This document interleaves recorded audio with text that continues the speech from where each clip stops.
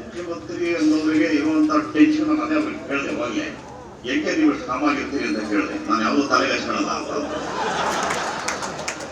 That is ಒಂಥರ ಬಹಳ ದೊಡ್ಡ ಸ್ಟೇಜ್ ಅದು, ಸನ್ಯಾಸದ ಸ್ಟೇಜ್ ಅಂತಾರೆ. ಬಹಳ ವಿಶೇಷವಾಗಿಲ್ಲ, ಗಡಿಸಿದವರಿಗೆ ಸ್ವಲ್ಪ ಲೋಡ್ ಡೌನ್ ಆಗುತ್ತೆ. ಯಾಕೆ ನಾನು ಸಾಹೇಬ್ರ ಗಮನಕ್ಕೆ ಬರ್ತೀನಿ, 75 ಚಿತ್ರಕ್ಕೆ ಸಬ್ಸಿಡಿ ಕೊಡ್ತಾ ಇದ್ದಿದ್ದು. ನಮ್ಮ ಒಂದು ಸರ್ಕಾರ ಬಂದಾಗ ನಮಗೆ 125 ಬಸವರಾಜ ಬೊಮ್ಮಾಯಿ ಮಾಡಿದ್ರು. ಯಾವುದೋ ಒಂದು ಚಿತ್ರೀಕರಣಕ್ಕೆ ಬಂದಾಗ ಮುಖ್ಯಮಂತ್ರಿಗಳು ನಮ್ಮ ಯಡಿಯೂರಪ್ಪನವರಾಗಿದ್ದಾಗ ಕುಡಿಯೋದು ಸ್ವಲ್ಪ ನಾವೇನೋ ಒಂದು ವಿನಂತಿ ಮಾಡಿದಾಗ 5 ಕೋಟಿ ರೂಪಾಯಿ ಅಲ್ಲೇ ಕೊಟ್ಟು ಮಾಡಿದ್ದು. ಹಂಗೆ ಪ್ರತಿ ಸರ್ಕಾರವು ಸಿನಿಮಾಗೆ ಒಂದು ಕೃಪಾದೃಷ್ಟಿ ಇದ್ರೆ ಐ ಥಿಂಕ್ ಸಿನಿಮಾಗೆ ಯಾವ ಒಂದು ಸಮಸ್ಯೆ ಬರುತ್ತೆ. ಸರ್ಕಾರನ ಬಿಟ್ಟು ಸಿನಿಮಾದಲ್ಲಿ ಯಾವ ಒಂದು ಅಭಿವೃದ್ಧಿ ಆಗುವುದಿಲ್ಲ. ಇವಾಗ ಇಲ್ಲಿ ಪಾಪ ಎಲ್ಲ ತಮ್ಮಲ್ಲಿ ಅನೇಕ ಬೇಡಿಕೆಗಳು ಇಟ್ಟಿದ್ದಾರೆ. ಏನಿಲ್ಲ, ಆಡದಂತ ವಸ್ತು ವ್ಯಾಪಾರ ಆಗಿ ಲಾಭ ಬಂದಾಗ ಅದು ಬಹಳ ಅದ್ಭುತವಾದಂತ ಉದ್ಯಮ ಅಂತ ಅನ್ಸ್ಕೊಳುತ್ತೆ. ನಮಗೆ 100 ಪ್ರಾಬ್ಲಮ್ಗಳಿದ್ದಾವೆ. ಪಾಪ ಎಲ್ಲ ನಿರ್ಮಾಪಕರು ಬಹಳ ಕಷ್ಟಪಟ್ಟು ಸಿನಿಮಾ ಮಾಡ್ತಾರೆ. 12 ಗಂಟೆ 1 ಗಂಟೆ ಅಷ್ಟೊತ್ತಿಗೆ ಯಾವುದೋ ಒಂದು ಟೆಲಿಗ್ರಾಮ್ ಆ್ಯಪ್ ಅನ್ನೋದ್ರಲ್ಲಿ ಇಡೀ ಸಿನಿಮಾಗಳೇ ಬರುತ್ತೆ. ಯಾರು ಕೂಡ ಅದ್ರ ಬಗ್ಗೆ ಗಮನ ಹರಿಸ್ತಾ ಇಲ್ಲ. ಯಾರಿದ್ರು ಇವರು ಸೌತ್ ಇಂಡಿಯಾ ಫಿಲಂ ಚೇಂಬರ್ ತಾವು ಬಂದಿದ್ರಿ, ದಯಮಾಡಿ ಇದು ತುಂಬಾ ದೊಡ್ಡ ಸೀರಿಯಸ್ ಇಶ್ಯೂ ಇದೆ. ನೀವು ಮಾಡಿದಂತ ಕೆಲಸವನ್ನ ದುಡ್ಡು ಕೊಟ್ಟು ನೋಡೋ ಬದಲು ಫ್ರೀ ಆಪ್ಗಳು ಬರ್ತಾ ಇದ್ದಾವೆ. ಅನೇಕ ಆಪ್ಗಳು ಬ್ಯಾನ್ ಆಗಿದ್ದಾವೆ ರಾಷ್ಟ್ರ ಸರ್ಕಾರದಲ್ಲಿ.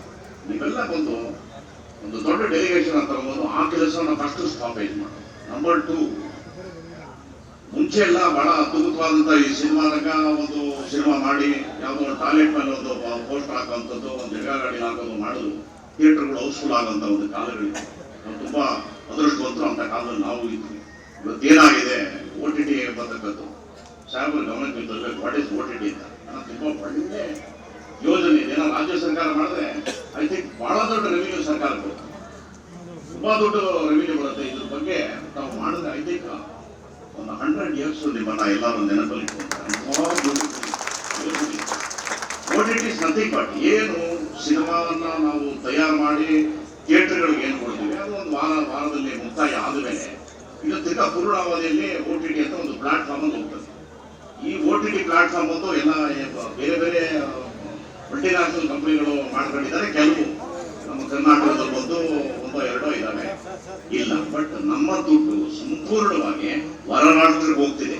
ಇದು ನಿಮ್ಮ ಗಮನದಲ್ಲಿರಲಿ ಅನ್ನೋದು ನಾನು ಬಹಳ. ಯಾಕಂದ್ರೆ ಸಿನಿಮಾಗೆ ಟ್ಯಾಕ್ಸ್ ಹೋಗ್ತಾ ಇದೆ, ಆಮೇಲೆ ಪ್ರೇಕ್ಷಕರಿಗೆ ಬರ್ತಾ ಇರೋ ದುಡ್ಡು ಹೋಗ್ತಾ ಇದ್ದಾವೆ.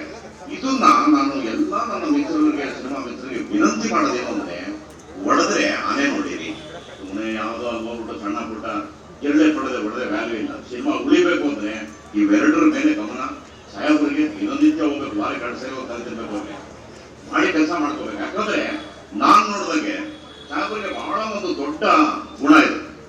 ಅಂಬರೀಶ್ ಅವರು ಮತ್ತೆ ನಾವೆಲ್ಲ ಉದ್ಯಮದಲ್ಲಿ ಥಿಯೇಟರ್ ಜೊತೆ ಒಂದು ಜಗಳ ಆದಾಗ 10 ನಿಮಿಷದಲ್ಲಿ ಸಂಧಾನ ಮಾಡೋದು. 10 ನಿಮಿಷ ನಾವಿದ್ವಿ ಅವತ್ತು.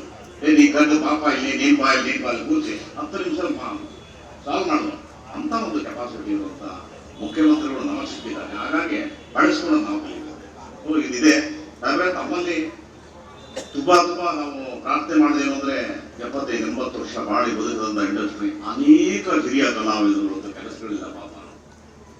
ನಿಮ್ಮ ಒಂದು ಕೃಪೆಯಿಂದ ಅಂತ ಎಲ್ಲ ಹಿರಿಯ ಕಲಾವಿದರುಗಳಿಗೆ ನೀವು ಹೆಚ್ಚೆಚ್ಚು ಏನಾದರೂ ತಿಂಗಳಿಗೆ ಒಂದು ಸಪೋರ್ಟ್ ಮಾಡುವಂತ ಒಂದು ಯಾವ್ದಾದ್ರು ಒಂದು ಸ್ಕೀಮ್ನ ತರಬೇಕು ಅನ್ನೋದು ನನ್ನ ಒಂದು ಬಹಳ ವಿನಯಪೂರ್ವಕವಾದಂತ ಒಂದು ಪ್ರಾರ್ಥನೆ ತಮ್ಮಲ್ಲಿ. ಇದನ್ನು ಬಹಳ ಸೀರಿಯಸ್ ಮನಸ್ಸಲ್ಲಿ ಇಟ್ಕೊಳ್ಳಿ. ದೇವರು ನೀವು ಬಹಳ ಬಲಿಷ್ಠವಾದಂತ ಒಂದು ಶಕ್ತಿ ಕೊಟ್ಟಿದ್ದಾರೆ.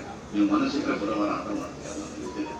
ಇವನ್ ಕಲಾವಿದರು ಸಂಘದಲ್ಲೂ ಕೂಡ ಅಂಬರೀಶ್ ಅವ್ರ ಜೊತೆ ಮಾತಾಡಿದಂಥ ಸಮಯದಲ್ಲಿ ಆನ್ ದ ಸ್ಪಾಟ್ 2 ದಿವಸ ಇವತ್ತು ನಮ್ಮ ಒಂದು ದೌರ್ಭಾಗ್ಯ, ಆ ಕಲಾವಿದರ ಸಂಘ ಇವತ್ತು ಯಾವುದಕ್ಕೂ ಪ್ರಯೋಜನ ಇಲ್ಲದಿರುವಂತ ಒಂದು ಸಂಘ ಆಗಿದೆ.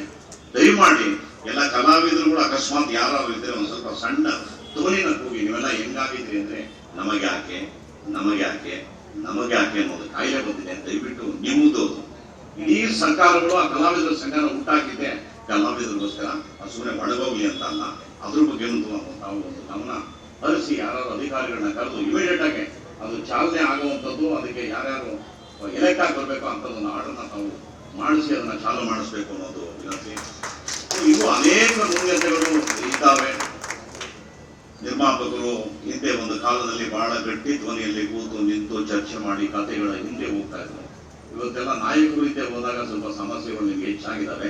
ಹಳೆಯ ಸಿಸ್ಟಮ್ ಬಂದಿದ್ದೀರಿ ವಾಪಸ್ಸು, ಒಳ್ಳೆ ಕಥೆ ಮಾಡಿ ಚಿಕ್ಕ ಬಜೆಟ್ ಮಾಡಿ ಯಶಸ್ವಿಯಾಗಿ ಈ ಉದ್ಯಮ ಇನ್ನೂ ಚೆನ್ನಾಗಿ 100 ವರ್ಷ 150 ವರ್ಷ ನಡೀಲಿ ಅಂತ ಶುಭ ಹಾರೈಸ್ತೇನೆ. Thank you so much.